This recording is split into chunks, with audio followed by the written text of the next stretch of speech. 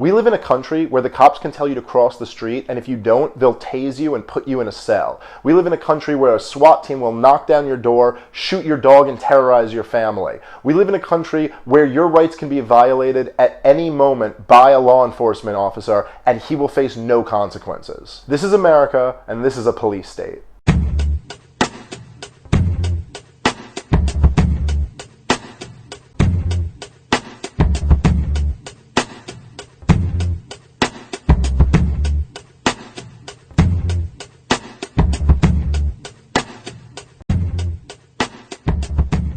If you think about the way the cops are sold to us or what they're supposed to be, it's kind of like they're supposed to protect and serve, they're supposed to work for the people, and in an ideal world, that's exactly what they would be. In an ideal world, cops would just protect and serve, and they would make sure that no one's rights are violated, and everyone could be free.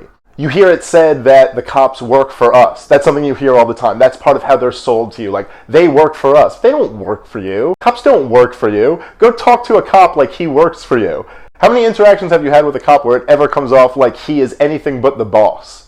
And when you think about it, that's crazy. The logic of that is crazy. Like, I pay my tax dollars, that pays their salary, so they work for me. I mean, you don't choose to pay your tax dollars. You have to. You have to pay your tax dollars. So if you have to pay someone at the threat of prison, does that really make them work for you? That's like if someone mugged you and then you were like, okay, I guess that guy works for me now. When you cross paths with a cop, he has a gun and he barks orders at you. Who's working for who in that relationship?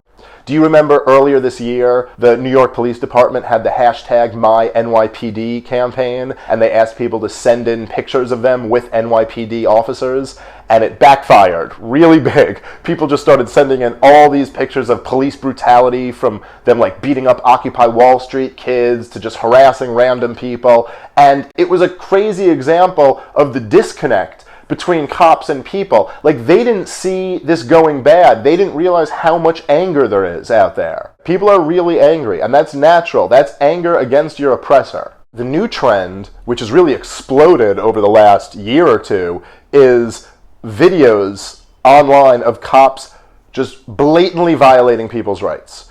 Beating people up, arresting them for no reason, punching them when it doesn't make any sense, choking people when it doesn't make any sense. And they're all over the place. It's like every day in your Facebook feed, there's a new video of the cops beating the crap out of some innocent person. And every day, it seems like the person is a little bit more innocent than the last one. And I'm not saying that all cops are bad, but when you see this many videos and you see this much anger, you can tell this is a big problem.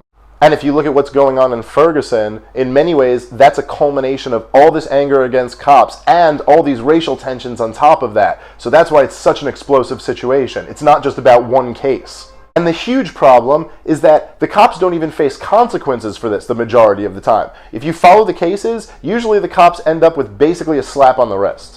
If me or you just beat the crap out of someone because they didn't talk to us the way we wanted them to, we would be held accountable. There would be major consequences for that. That doesn't happen with these cops.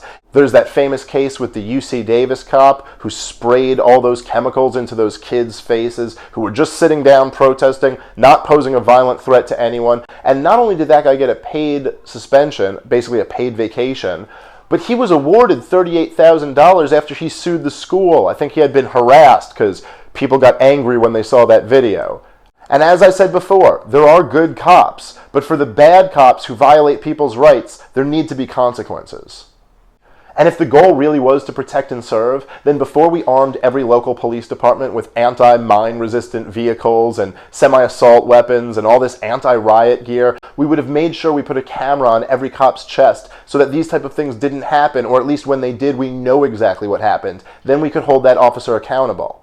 Think about that. If we actually held cops accountable and there was a camera on every cop, that police officer would know everything he's doing is being recorded and he's going to be held accountable for that. Cops wouldn't violate people's rights anymore. Problem solved. So the goal is not to protect and serve. The goal is to control the people and keep the system going. The people opponent to give an opinion, never do get it. I want you to come on and gobble it to me and need to be given the remedy and critics are really the enemy and can't stand the way they slam today's gifted. Effing incredible, get fanned away with grants to pay. This gem, well, a scripted, deaf and impeccable.